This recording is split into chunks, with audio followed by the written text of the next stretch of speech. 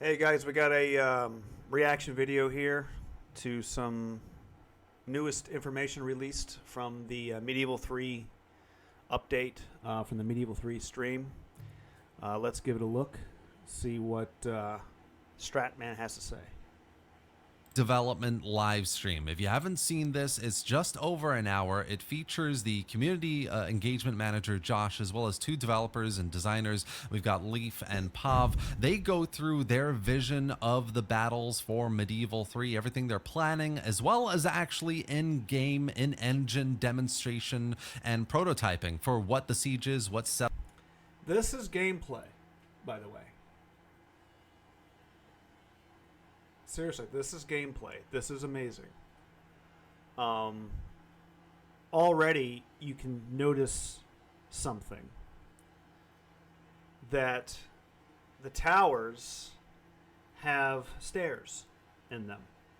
So the units can actually go inside of the buildings, which is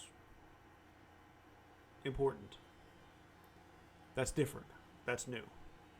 I mean, they go inside of the buildings in the other Total Wars, but you don't. They just kind of disappear, you know, and they kind of just reappear.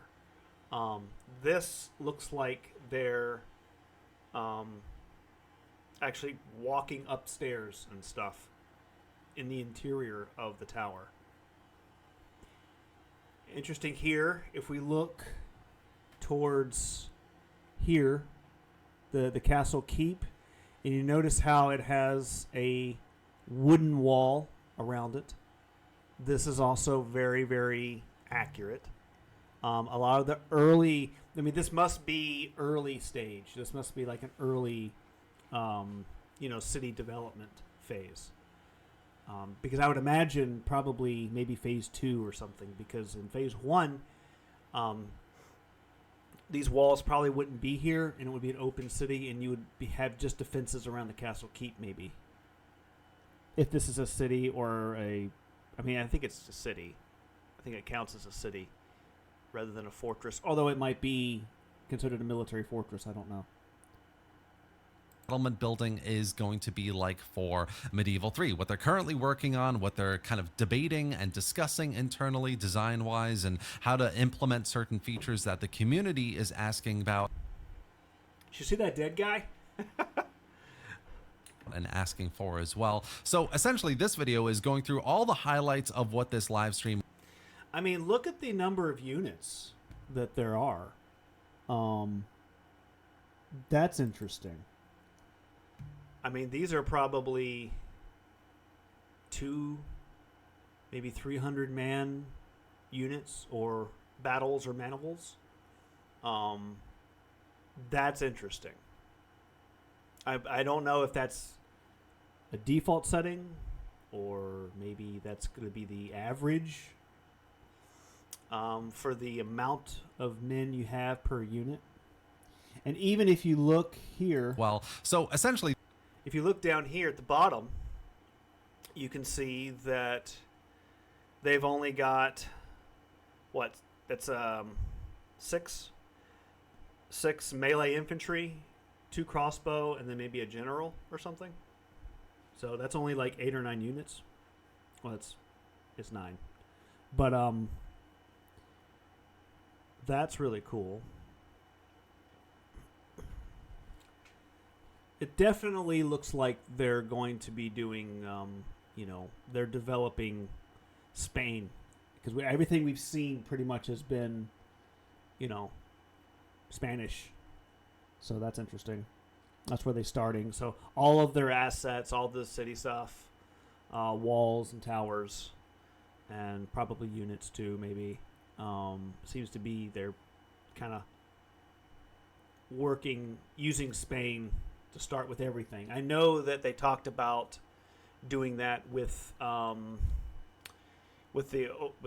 world map. They showed us Spain and the previous updates, but now we actually get to see actual game assets in the campaign side, on the battle map side. So that's pretty cool. This video is going through all the highlights of what this live stream was about. I've taken loads of notes here on my phone as this was going on. So Look at this. Ignore the ladders; those are probably placeholders. But look at the armor. It's kind of samey right now, but they probably only have like 2 sets of armor probably for the infantry. It looks to be about maybe early 1400s, late 1300s, by judging by the armor. But you can see, if you look at the tower, you can see the guys inside the tower, and you can see through this window here. So it looks like the fully interior of the tower, unlike the last Rome and Attila games, is fully modeled. So you actually see the units. You could actually see the units going up the stairs and up the tower and whatnot. That's pretty cool. Nobody has any shields, which is probably because they haven't added those in just yet. Maybe they only have swords. We do have a lot to talk about, so let's dive straight in. So starting at the top, the first section was the battle vision, what they conceptually want battles in Medieval 3 to be like, to play like, all very much subject to change, of course, but they talked about some very interesting things in this section, and they showed some good, interesting artwork as well. They talked about honing in what made historical Total War battles great in the first place, lots of references to Medieval 2, and, specifically talking about, the feel of Medieval 2, the way the units were responding to player engagement, how, the animations, the kind of realism, the authenticity, the balance with historical realism, of course, with gameplay as well, and how really going back to those older Total Wars is where they're starting, which is really good to hear. We've talked a lot about having a Medieval 3, having a new direction of CA in their historical title development, where they take more inspiration from what their older games did so well and what we enjoy. So it's nice to hear. I think it's a good, positive, reinforcing thing to say and hear, that's where their inspiration is mainly coming from, right? We then saw an artwork here with a campfire smoke. This is a land battle, obviously. You can see standard bearers, flags. You can see, obviously, in the distance, the Now this is concept art, so this is not actual game footage. At least it doesn't look like to me. It looks like concept art. And you only have a small, unit here, too. You have like two units of at least 100 guys. And off in the distance over here, you can see it looks like a much larger force approaching in this concept art. Enemy camp and the army approaching on their side of the land battle as well. Lots of variety in vegetation, terrain, elevation, etc. And clearly by this concept art, you can tell that this is Spain, for sure. This is definitely Spain. This is an artwork. Obviously, it's super early, and they're kind of just basically conceptualizing what they want it to look like. It is a nice illustration, I would say, of what the beginnings of a battle can look like. I mean, we really haven't had battles in historical and Total War where you have camps and there are fires burning and you're just kind of gathering your forces and approaching the enemy army in open battle. Well, we have had battles where there were camps. Obviously, if you put your units into a fort formation while they're on campaign, you can have a camp battle that way where they attack the camp. But he's right that this is a bit different how they're approaching it, which is interesting.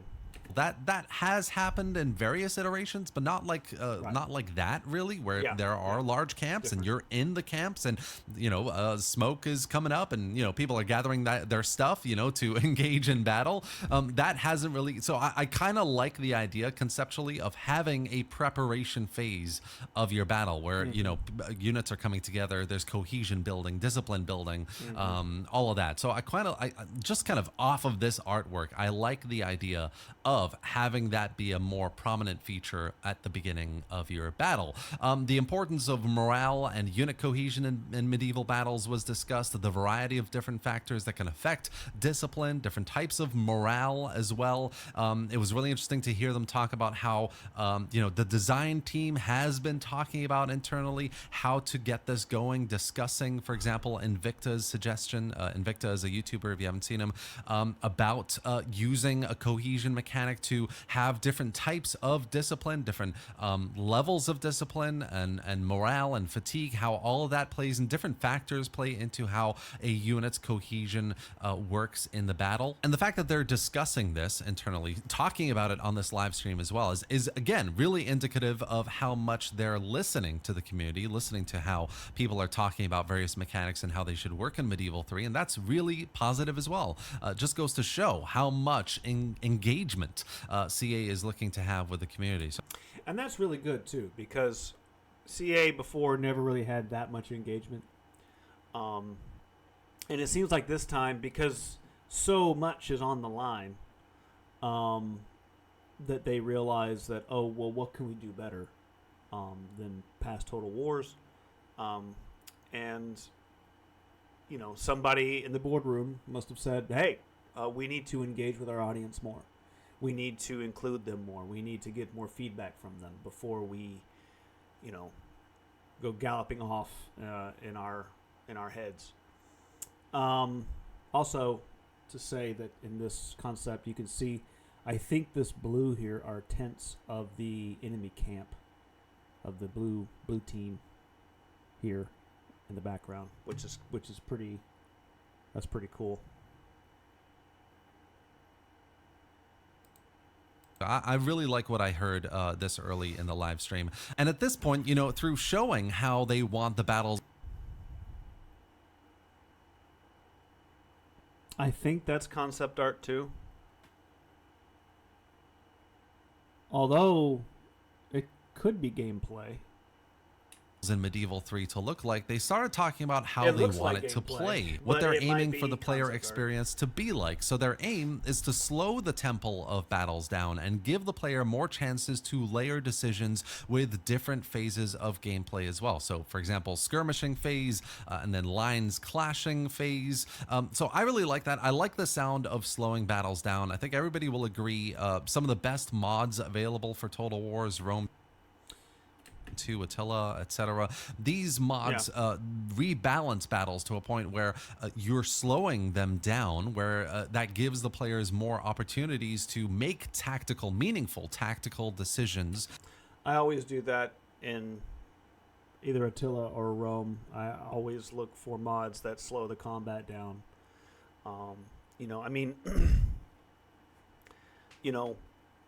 Throughout history,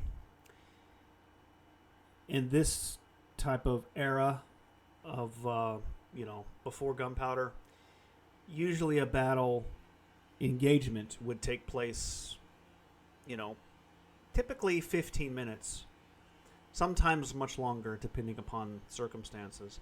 But what a lot of people don't realize is that 15 minutes, there's like literally 40 to an hour or two of setting up for that, getting your units into place, shifting your line around, trying to align yourself correctly, trying to find the best ground, things like that really go on for only for like an hour or two, if not longer, build up to a 15-minute engagement.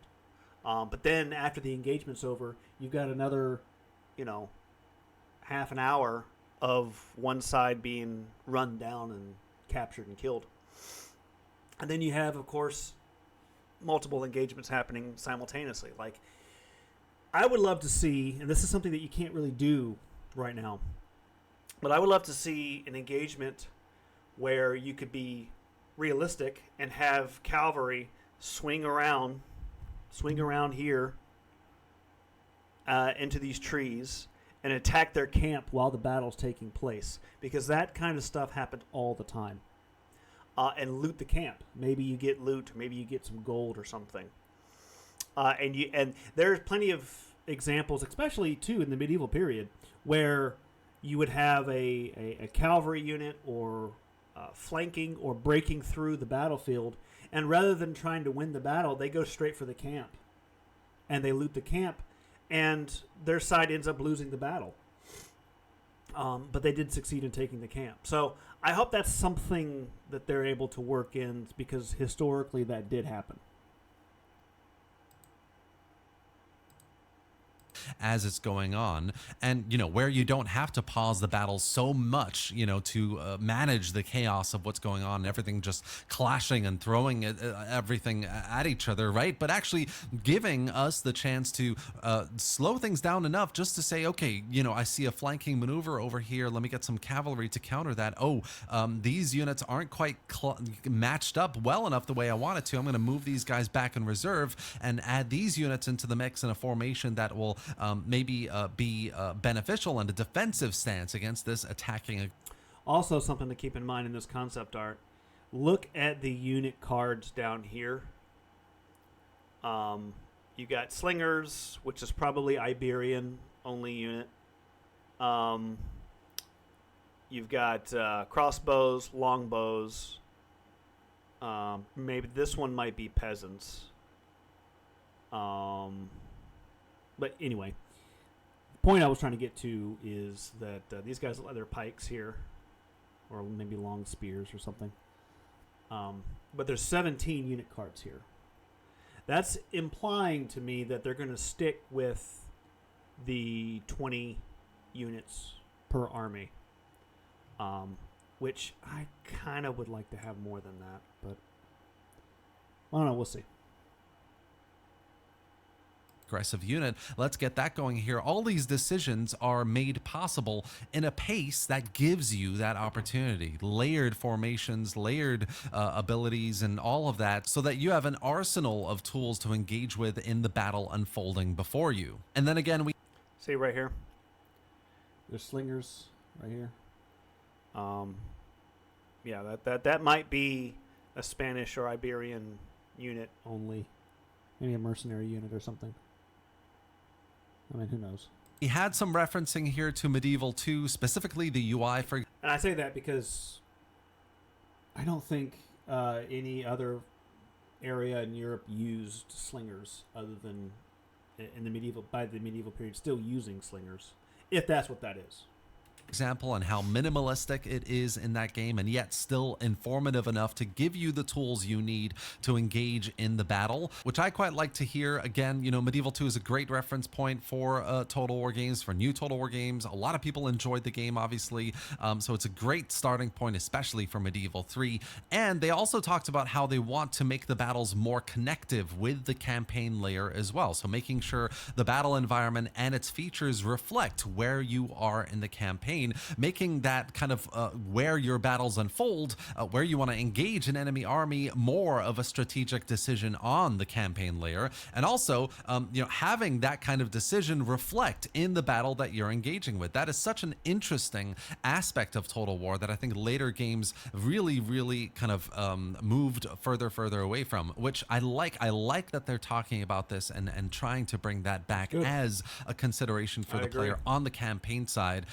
And also just having that sort of tactical awareness as you go into the battle and what you're going to be dealing with. And then just like the campaign development live stream in December, we've got questions here posed to the community that you can answer in the forums, by the way, as well. The first question is, what is the most important battle mechanic? I think that it's not phrased correctly. I think that the better question is maybe what's the one mechanic that has not been done well enough in previous historical games. And they talked a lot about this in the live stream, and I think it's why they talked about it. It's morale, right? I think morale, and then talking a little bit about how cohesion would work, and taking on board Invicta's suggestions around that as well. Morale is absolutely, I think, the one area that previous games haven't done good enough in. It's interesting he brings up morale there, because morale and unit cohesion is one of the things that can also, if they tackle this correctly, and they do it correctly, it's one of those areas where you can actually make it so that some engagements are not as predictable, right? If the morale is unique or the unit cohesion is unique, it certainly makes some engagements less predictable. So that's something that it's interesting he brings up that. There are areas and circumstances in which morale shouldn't break, and then other areas where it does. Certain units that are highly imbalanced. You know, throughout the history of Total War, balance has been a huge sticking point, but really it's about how they affect morale, how quickly a unit routes, when it should or when it shouldn't. So for me, it would definitely be morale. Making sure morale is an area where you can really rely on units actually performing the way you'd expect them to, the way the stats show them they should, is the most important thing in a Total War battle in terms of straight mechanics. And then moving on, they talk about sieges and how they want sieges in Medieval 3 to be a final stand, the climactic set piece of your war effort. It shouldn't be very frequent, so pacing of a war is a very fine balance, obviously, to achieve in a Total War game. Less sieges is what they want out of Medieval 3, but more epic and slower paced as well. They show a really nice piece of artwork here with towers, walls, castles in the background as well, the siege towers approaching, unit placements like we have in the crossbowmen here, especially for crossing moats as well, so getting these kind of improvised bridges across so you can climb the walls and take this first phase of the siege battle, essentially taking the outer wall.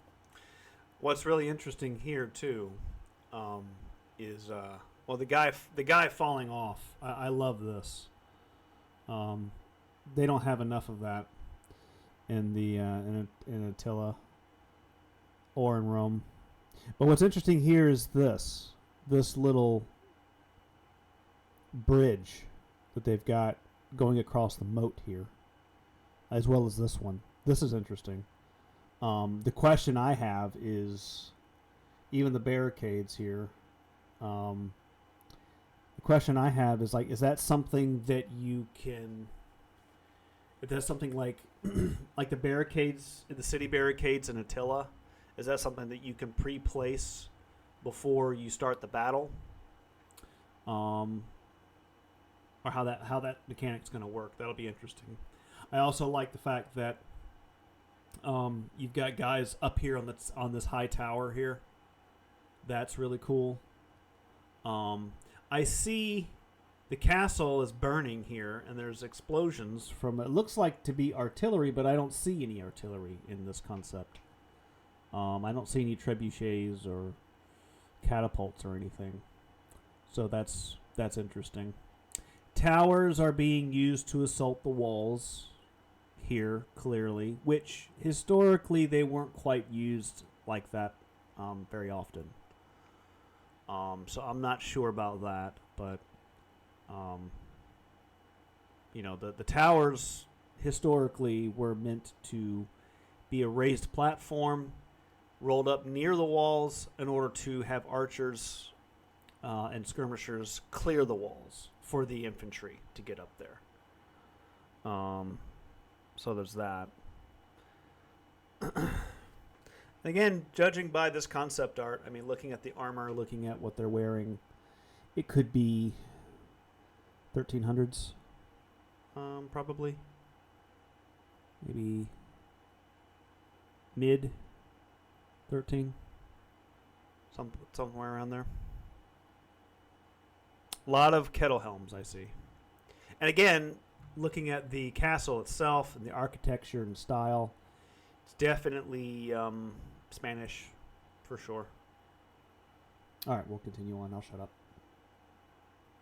And then maybe even regrouping to charge into the city afterwards as well, which I think is a really interesting idea. Having different phases of your siege would definitely prolong this experience, but also make it a lot more tactical. They also briefly mention here how moats are a very good example of how a building could, on the campaign, have an improvement that you can click on and build, right? So you've got these city walls. You could improve the city walls by having a ditch with some water around it as well that the enemy needs to cross to actually besiege. So again, a nice example of how they're kind of interlocking and connecting various elements of the campaign with the battles that reflect all the decisions that you're making in a strategic perspective as well. And then we have another set of questions here. Obviously, what is the most essential battle mechanic for sieges, and how important are 360 sieges for you?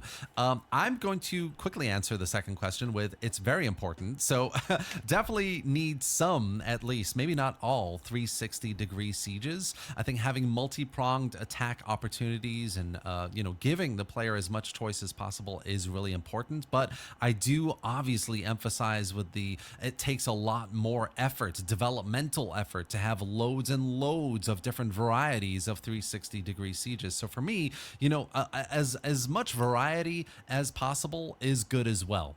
Having lots of different types of 360-degree sieges, having one kind of pronged attack approach towards a siege.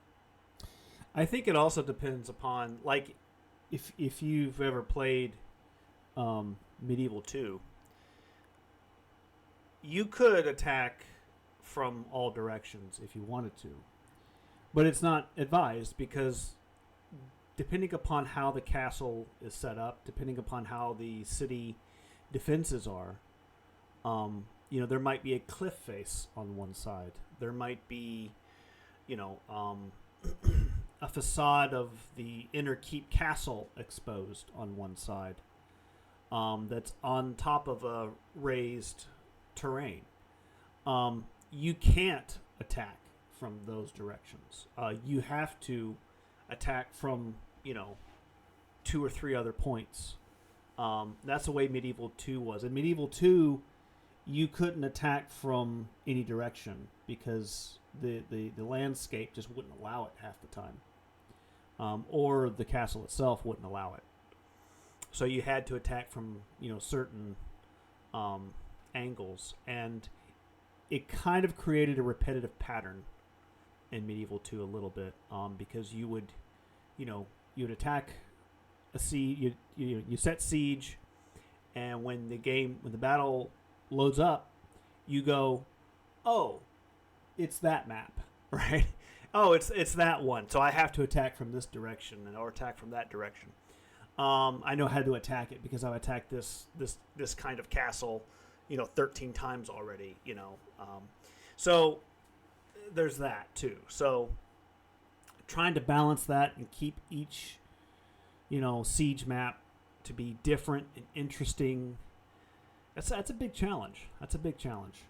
Having one-sided siege settlement kind of designs, all of these things add to the types of experiences that a player can have. So as much variety as possible, I think, is a good thing, would be my answer to that. But yes, is how important are 360-degree sieges? It's very important, I would say. And what is the most essential battle mechanic for authentic representation of siege battles?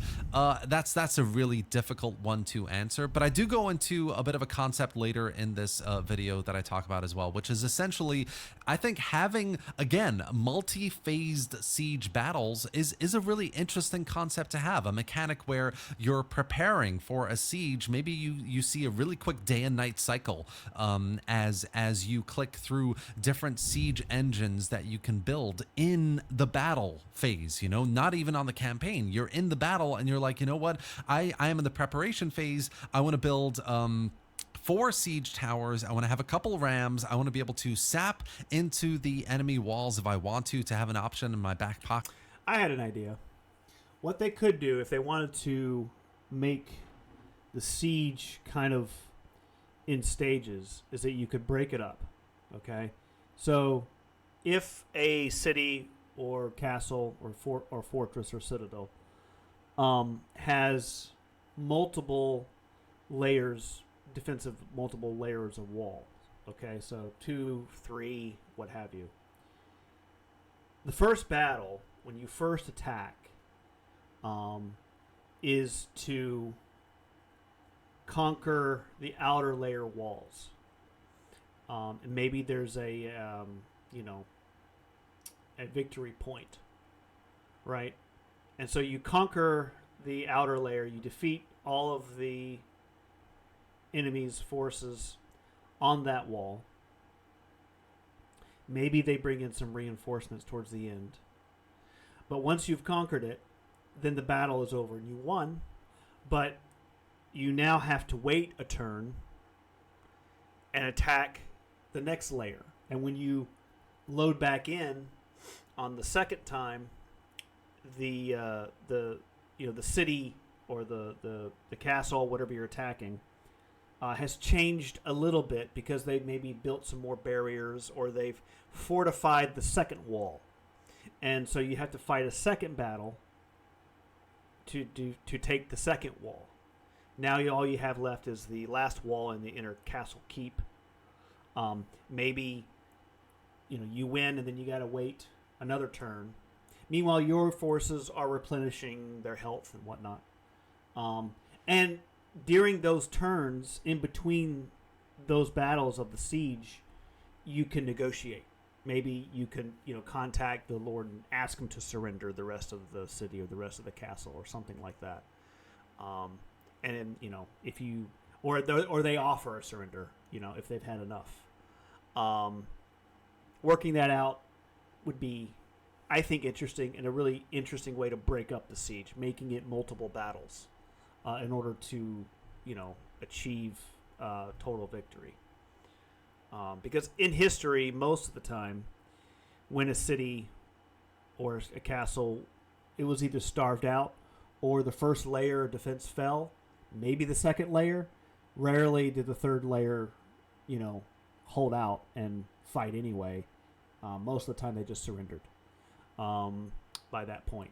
So incorporating that, rather than in the past, they've had with sieges, it's like, they hold to the last man and it's total annihilation every single time, which is just not realistic.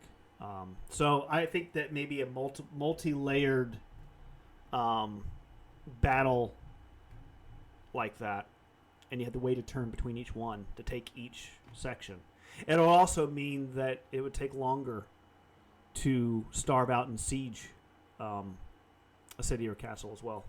Okay, this takes a lot of time and effort, gathering resources around the kind of landscape, around the city, if it's available, of course, to be able to build these siege engines. And having this in the battle, I think, would be a really interesting thing to be able to do. Of course, having that on the campaign is important as well. I wouldn't take it away from that, but having different phases, essentially, of siege battles, you want to make them epic and the set pieces of your war, then why not have them... Think this chip is BS? Watch this. I put this in my ears, and I haven't asked anyone to repeat themselves in over 3 months. This is magic.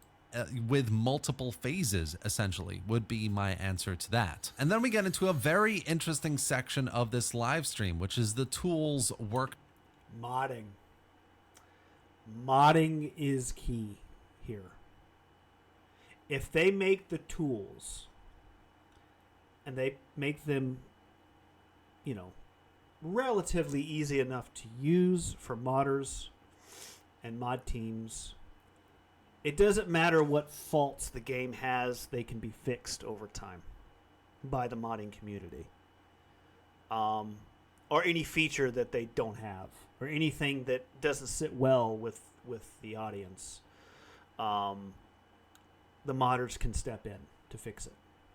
This is a win-win backdoor that I think that a lot of game franchises and IPs should leave that back door open. So it prolongs the longevity. It gives the game longevity.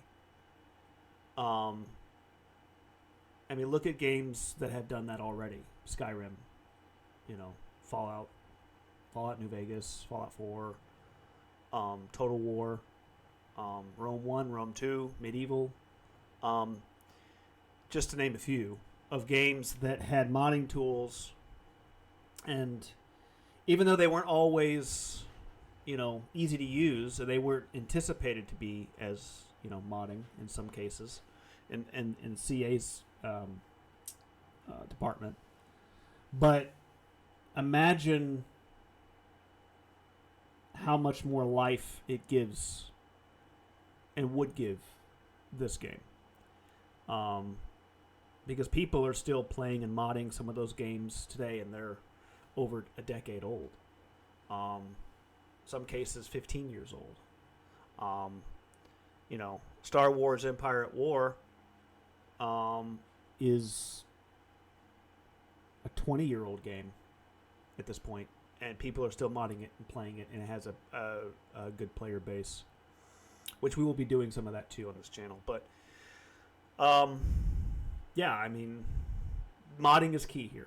Shop. This is not in-engine. These are tools available to developers to create battles for Medieval 3. And we have some really interesting bits here. So we have a season button, so hopefully we get more than a couple seasons available. We get 4 seasons in Medieval 3. There's having no walls. That's the tier 1 I was just talking about earlier on. Right here. This is what I was talking about. Which would be great. All assets are basic 3D geometry, which was said in the live stream as well. There's a Bob modding tool button here, which I thought was interesting. So obviously they're trying to incorporate previous tools that were available for previous games here for awesome. Medieval 3 in this tool as well. There's a Wooden outer desire wall. to make Yeah. the settlement reflect what buildings you've built on the campaign side as well, which is great. You know, again, reflecting That's so awesome. and referencing previous older historical titles where this was possible, where you would build a castle level, Taller which would walls. upgrade the castle in the battle side as well. Yeah. All of that is really, really great to hear. Multi-layer sieges, going back to Medieval 1 Total War, where this is a lot like Medieval 1 Total War, by the way, in terms.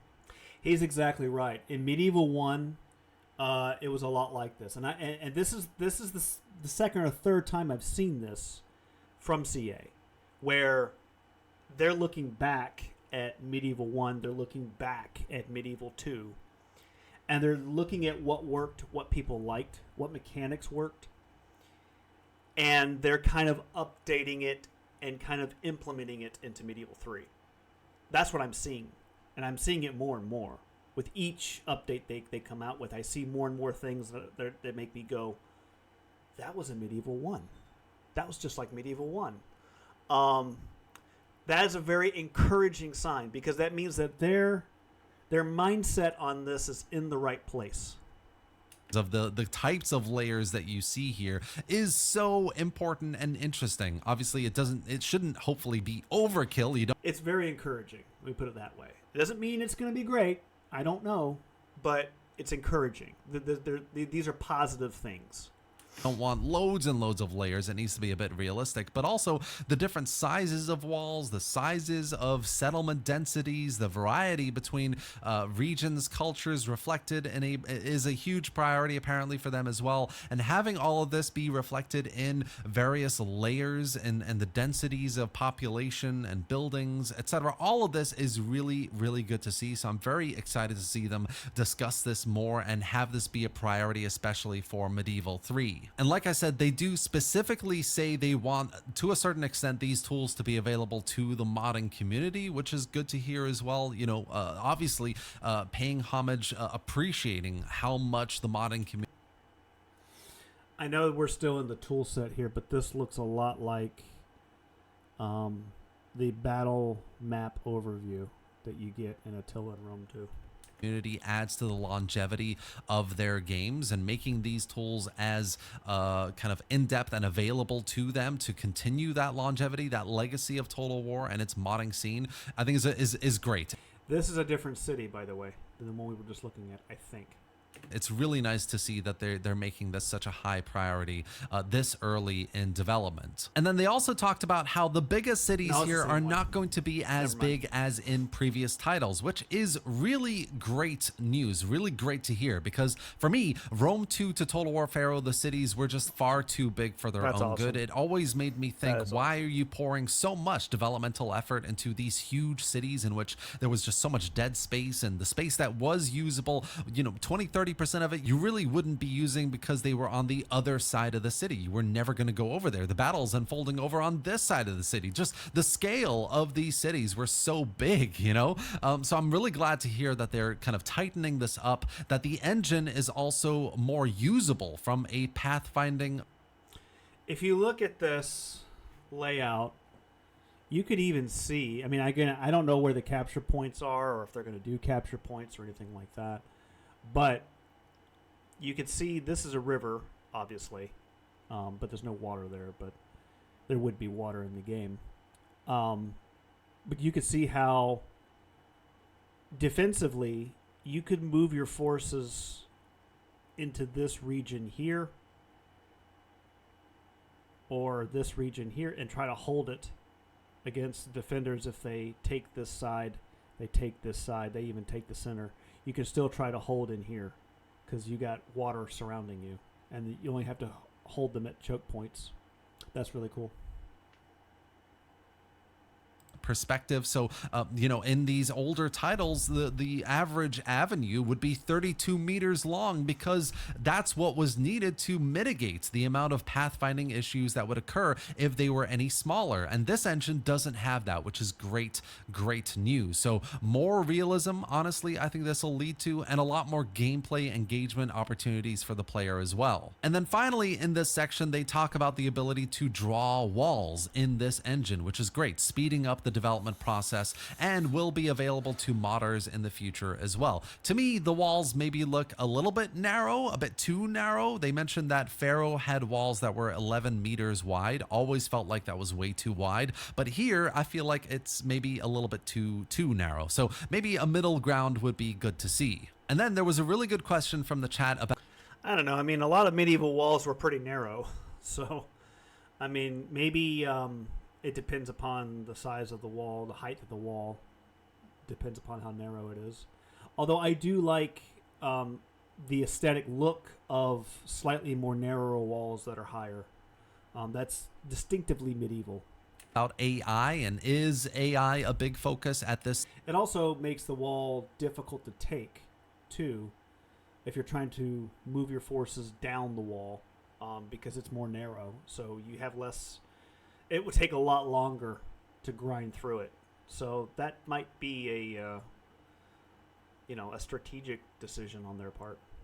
Stage of development, and will it be taking on board all these changes and innovations being introduced in the engine for this game? And obviously the answer to the question was yes, and more so beyond that, they kind of answered it with a don't expect anything more out of us talking about AI. Pre-production is more about figuring out the systems first, what the foundation of the game is going to look like before then introducing AI, and how AI is going to deal with these issues and changes and innovations, which I thought was quite fair. And then they had another question here posed to the community: what specific campaign context would you expect to see represented in the battle? Let me know, by the way, in the comments below if you have any thoughts about this. But for me, it would be specifically, definitely, the city and what you're constructing in the campaign layer be reflected here in the siege battles as well. This is something that we haven't had in a really long time in Total War, and I'd love to see it come back. You built a cathedral, you developed a port into a harbor, like seeing all of that develop, and the various kind of different types of citizenry as well be represented here, in which you can engage with in the battles as well. Like all of that I think is really good stuff. Connecting what you do on the campaign to the battles, I think, is the lifeblood of what makes Total War so immersive and engaging for the player. And then of course we get into the real meat of this live stream, which is the in-engine kind of prototype showcase of a siege battle gameplay. And you can see here they're engaging with the battle. Actually, it's real time, orders being given, units moving forward, really climbing the walls. Ladders are obviously being taken out kind of dynamically. They're not carrying the ladders, but they do reassure us in the kind of live stream as well that ladders are something that will be incorporated as a unit in terms of carrying them up to the walls as well. So it's just a showcase essentially, in case you're looking at butt ladders. Archers are suppressing units here. There are various states of units. Suppression is one. I'm sure there are others they're playing around with as well. Interior fighting is a big thing they talked about here. So you can go into the towers, you can fight in the towers and look through the windows and see the fighting happening. You can get to the top of the towers and fight on top of them as well, which I thought was really interesting. Towers also won't have magical arrows, you know, so you have to have bow units actually stationed there to have them firing on enemy units approaching the wall. So that's really good as well. They also mentioned something really interesting, which is contextual kind of dynamic weapon picking up kind of feature, essentially, which is if you have swordsmen on a wall and there are weapons on the ground, bows or crossbows that they can pick up, they can pick up those weapons, which I thought was interesting. I mean, it sounds a bit conceptual at the moment. I don't know how it would really work. Would that unit then take on the weapon stats of the weapon they picked up? Would they turn into a bowman unit essentially? And then can you drop those weapons to then turn back into the original form of the unit? I was kind of confused about how that works, and they didn't quite go into detail, but I did think it was interesting. I think that being able to have placements like trebuchet and catapults on walls that then your units can take over and actually aim back into the city would be quite interesting as well. So contextual weapons, very interesting little topic here. I'd love to hear more about that from them, but also in the forums as well. Lots to discuss there. Destruction was also discussed here a little bit as well. People in the chat asking, is everything going to be destroyable? And their answer was essentially yes. They especially want to prioritize you being able to fight over destroyed walls and towers specifically. I wonder if that does extend into the city as well, though. If, for example, a city block of houses or a merchant quarter comes down completely, can you fight in the remnants of those buildings as well? That would be interesting to see. But yeah, destruction is here. It seems like it's going to be very ambitious within the scope of the new engine. Destruction obviously seems like a very big kind of aspect of you being able to engage with the city itself in a siege and have various effects on the battlefield, you know, opening up new areas to battle as well. So very interested to see more of that in future live streams as well. And then we did have another question in this section as well, which was actually not what was on screen. It was, what do we think about garrisonable buildings in Total War? We previously had them in Empire and Napoleon. And I mean, for me, I don't know about you, I kind of like it. I like the idea of being able to put a bowman unit and firing down on units approaching a tower, or having this keep, which they do show later in the live stream, where you can go in and fight through to the top of the keep and take it and maybe plant your flag on it, which is kind of a victory thing. Like, I think there's some really interesting gameplay opportunities for all of this. So I'd love to see garrisonable buildings. I don't see why not. And then they do actually show how narrow these streets can be within the city. So these are 12 meters minimum versus, like I said, the 32-meter avenues that we had in previous games, to show pathfinding and how that's looking and how it's functional in such narrow streets. And it does look pretty good. I mean, this is limited. Obviously, I'd like to see much larger armies go through streets like this and function. But it does look pretty good for what it is. And you can see, you know, there is some clipping, some blobbing in the corners of buildings here and there, but it does work. So I'm quite impressed. And then in the final section of this live stream, we saw this battle continue into the inner part of the city. The defenders adapting, building barricades and platforms for ranged units, etc.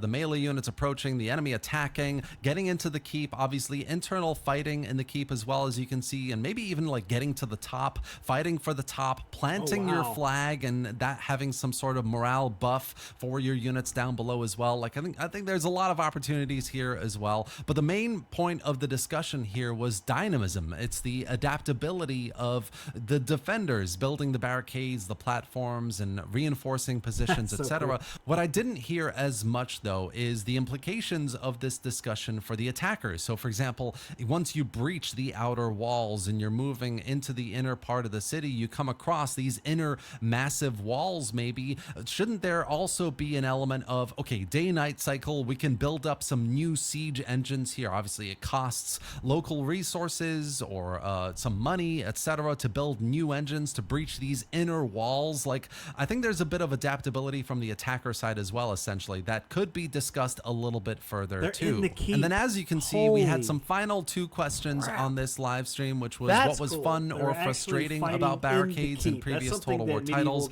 and what kind of wall and tower defenses did. would you like to see in sieges as well? So on the first question, I always felt like barricades were always just simply an obstacle. There wasn't really a big function for them. I feel like varieties of barricades could make things a bit more interesting, but barricades just in and of themselves don't add that much gameplay opportunities for the player, and they're just, you know, they're just simply like I'm gonna block this avenue so they can't go down there. Essentially, there's nothing more to them, whereas the way they're approaching it here in terms of like a last stand for defenders, building barricades to defend the keep to the last man, is a lot more interesting, and I think having varieties of barricades would make them a lot more interesting as well. I'm 41, Agree. and that is I would exactly agree. why I bought this mask. I needed something to seriously. And then what kind of wall and tower defenses would you like? And then for the second question, you know, obviously different types of towers, different types of walls, different ways to reinforce them as well. Like maybe as defenders, you can have, you know, if your local region has an abundance of wood, maybe you have the option to have these big, massive logs and reinforcing wood, I don't know, placements to add a bit more HP to the walls so they don't go down as quickly. Or likewise for the gates, to reinforce the gates so the ram isn't as quick to bring them down. Other, you know, ideas like boiling oil or I don't know, etc. But you know, I think there's a lot more you can do in terms of like a regional resource availability that can kind of tie into various abilities and building options for the player to be able to defend their walls and towers in various sections of the cities with a bit more effectiveness. So yeah, that was the end of the live stream there. Essentially, Notice how we didn't see any cavalry yet. you know, if you were to ask me how things are going, how all these live streams are, how much of this we should be taking for fact, honestly, all of this should be taken with a pinch of salt. This is so early. This is just talk. That's you know, true. a lot of it is still to be decided for them. I think there's a lot of internal design decision making to be done. A lot of this is also a community trust building exercise, I think, for CA to make the community feel like they're in the loop enough to really contribute. And, you know, to a certain extent, you can go on the forums, tell them your opinion, and some of it should at least be considered and thought over, right? But it is also a sort of a trust building I would exercise. recommend So a that. lot of this is up in the air. A lot of this is for CA to continue this open communication with That's the community, cool. which is really good. But I'm sorry, you know, that is kinda diving cool. deeper into it, it is really positive. They're discussing and showing things that they never have shown really before this early in development for a Total War game. We can see a lot of the stuff that was discussed in previous kind of development showcases. The campaign showcase in December is being taken on board and discussed. I mean, Invicta with his video on unit cohesion, they talked a lot about that earlier in this live stream. In the blog post we saw the other day, I mentioned a lot over my videos over the years about vertical depth, vertical mechanical engagement with the player, and they mentioned that in the blog post. Like, they do obviously listen and take things on board, and I think that this is a proof point of how much. And that's just another good sign coming from CA. That's a very good sign. Doesn't mean it's all going to be good, but it's a good sign. Like I said before, there's good things that I'm seeing what I want to see from them so far. They do want to re-engage the community in a positive, constructive way. So I really like the live stream. I think a lot of their direction, the referencing to Medieval 2, how their vision is shaping up to be for battles as well, now we've seen this, has been really positive and interesting.